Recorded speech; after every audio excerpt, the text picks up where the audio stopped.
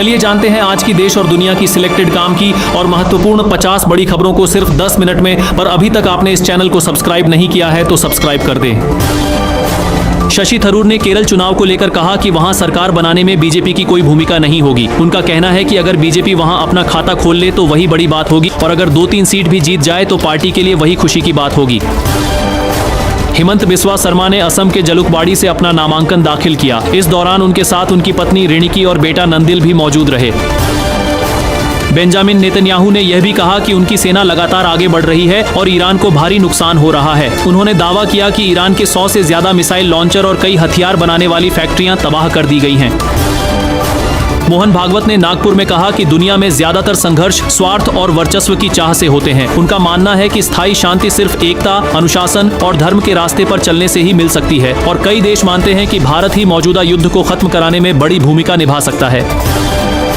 खबर है कि बांग्लादेश के विदेश मंत्री खलीलुर रहमान अगले महीने भारत आ सकते हैं। ढाका में तारिक रहमान की सरकार बनने के बाद यह उनकी पहली विदेश यात्रा होगी।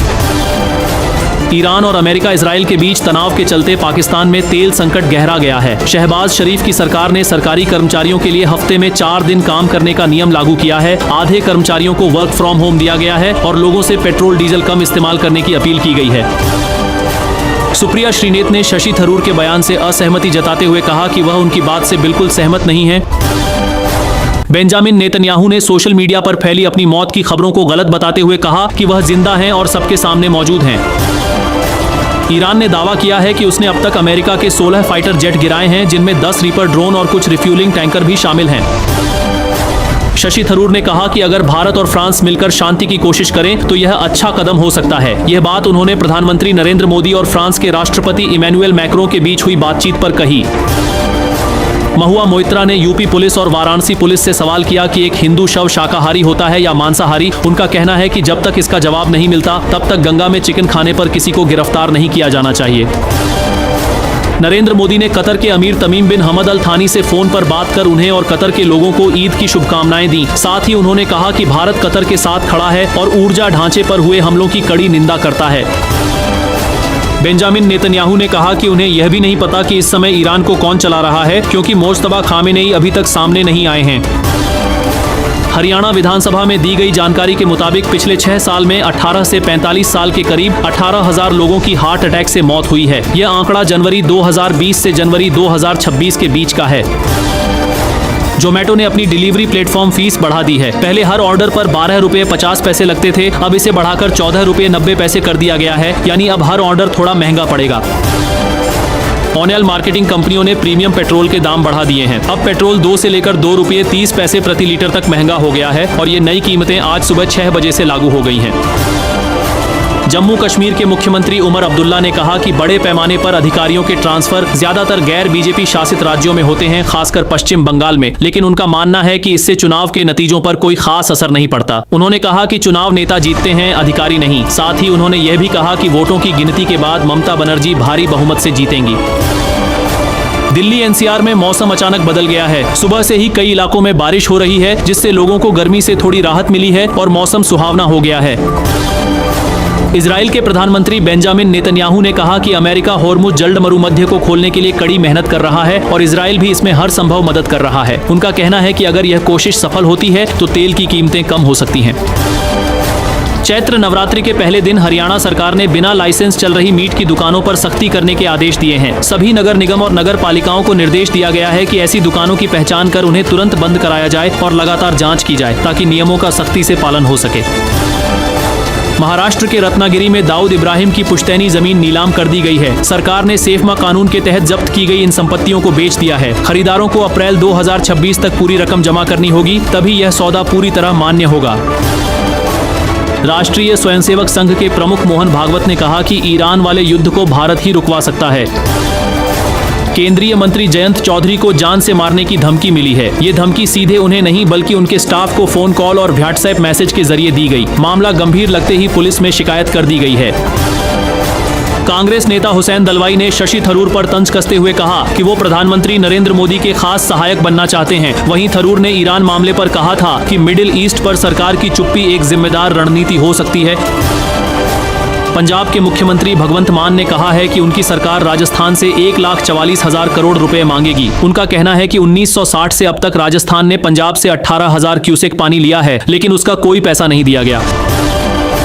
इस्लामिक रिवॉल्यूशनरी गार्ड कॉर्प्स ने दावा किया है कि ईरान के पास मिसाइलों की कोई कमी नहीं है और उनका उत्पादन लगातार चल रहा है। इससे पहले बेंजामिन नेतन्याहू ने कहा था कि उन्होंने ईरान की मिसाइल बनाने की क्षमता खत्म कर दी है। ईरान के सर्वोच्च नेता अयातुल्ला अली खामेनेई के निधन पर शशि थरूर के बयान से राजनीति में हलचल मच गई है। उन्होंने कहा कि भारत सरकार को समय रहते शोक संदेश भेज देना चाहिए था। ईरान और इजराइल के तनाव के बीच सोने चांदी के दाम में बड़ी गिरावट आई है। 10 ग्राम 24 कैरेट सोना 7,000 रुपए गिरकर 1,48,000 रुपए पर पहुंच गया है। पिछले 5 दिन में सोना 13,000 और चांदी 38,000 रुपए तक सस्ती हो चुकी है।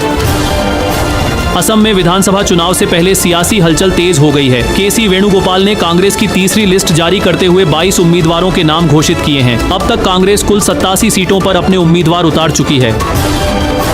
पश्चिम बंगाल चुनाव के लिए तृणमूल कांग्रेस ने अपना घोषणा पत्र जारी कर दिया है। मुख्यमंत्री ममता बनर्जी ने कहा कि हर नागरिक को घर घर इलाज मिलेगा और महिलाओं के लिए लक्ष्मी भंडार योजना जीवन भर चलती रहेगी। गौरव गोगोई ने कहा कि सभी ने मिलकर नया असम बनाने के लिए समझौता किया है और दूसरे विपक्षी दलों से भी साथ आने की अपील की है। ईरान के बुशहर में युद्ध के बीच भूकंप के झटके महसूस किए गए, जिसकी तीव्रता 4.5 रही। इसी इलाके में न्यूक्लियर प्लांट भी मौजूद है। रुपया फिर कमजोर हुआ है और अब $1 के मुकाबले 93.75 तक पहुंच गया। कर्नाटक के मुख्यमंत्री सिद्धारमैया ने केंद्रीय मंत्री हरदीप सिंह पुरी को चिट्ठी लिखकर बेंगलुरु में कमर्शियल एलपीजी की भारी कमी पर तुरंत ध्यान देने को कहा है। उन्होंने बताया कि शहर में होटल, रेस्टोरेंट, कैटरिंग और पीजी वगैरह को रोज करीब 50,000 सिलेंडर की जरूरत होती है, लेकिन सिर्फ 1,000 सिलेंडर ही मिल पा रहे हैं। उत्तर प्रदेश सरकार के मंत्री ओम प्रकाश राजभर ने मुख्यमंत्री योगी आदित्यनाथ के उस बयान का समर्थन किया है जिसमें उन्होंने कहा था कि भारत में राम राज्य जैसा माहौल महसूस हो रहा है। राजभर बोले कि जब दुनिया के कई देश युद्ध झेल रहे हैं, तब भारत में लोग अपने अपने त्योहार आराम से मना रहे हैं। अखिलेश यादव ने कहा है कि 2027 के चुनाव में भारतीय जनता पार्टी को सत्ता से बाहर कर देंगे। राहुल गांधी ने केरल चुनाव के लिए यूनाइटेड डेमोक्रेटिक फ्रंट को एक मजबूत टीम बताया है। उन्होंने कहा कि राज्य की जनता ईमानदार और काम करने वाली सरकार चाहती है। कांग्रेस ने 92 उम्मीदवारों की सूची जारी की है, जिसमें किसी भी सांसद को टिकट नहीं दिया गया। राहुल गांधी ने केरल को अपना घर बताते हुए जीत का दावा भी किया। एलपीजी गैस की कमी पर संजय सिंह ने कहा कि पिछले कुछ दिनों से ये कहा जा रहा है कि समुद्री रास्ता खुल गया है और भारत के जहाज आराम से आ रहे हैं, लेकिन असलियत अलग है। उनके मुताबिक सिर्फ 2 जहाज ही भारत पहुंच पाए हैं, जबकि 20 से ज्यादा जहाज अभी भी फंसे हुए हैं। ऐसे में सरकार का सब कुछ सामान्य होने का दावा गलत है। राहुल गांधी ने भारतीय जनता पार्टी पर हमला बोलते हुए कहा कि ये पार्टी खून खराबा करने वाली है और देश में नफरत व डर फैलाती है। उन्होंने ये बात दिल्ली में होली के दिन हुई एक हिंसक घटना के बाद कही, जो बाद में बड़े टकराव में बदल गई थी। भूपेश बघेल ने आरोप लगाया कि मौजूदा बीजेपी सरकार के समय में गैरकानूनी काम बढ़ रहे हैं। उन्होंने कहा कि अफीम जैसी खतरनाक नशीली फसल को बढ़ावा दिया जा रहा है, जिससे युवाओं को नशे की तरफ धकेला जा रहा है। झारखंड में महिलाओं को मैया सम्मान योजना के तहत 20वीं किस्त मिलनी शुरू हो गई है, जिसमें हर लाभार्थी को 2,500 रुपए दिए जा रहे हैं।